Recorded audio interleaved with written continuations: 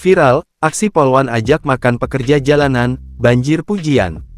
Tengah beredar sebuah video yang memperlihatkan seorang polisi wanita polwan tengah berbagi dengan sejumlah orang.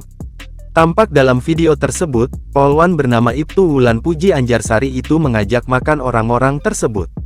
Terlihat, mulai dari tukang sapu jalanan hingga tukang becak merapat mendapati ajakan polwan tersebut.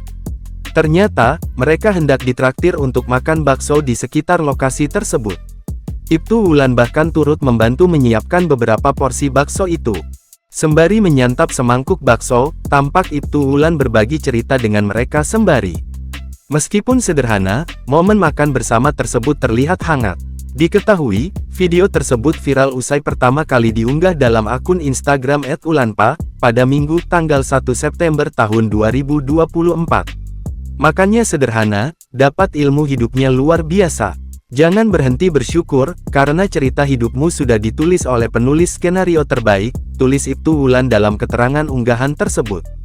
Kini, video tersebut pun viral dan telah diunggah ulang dalam banyak akun di media sosial. Warganet yang menyaksikan video itu pun lantas ramai memberikan komentar.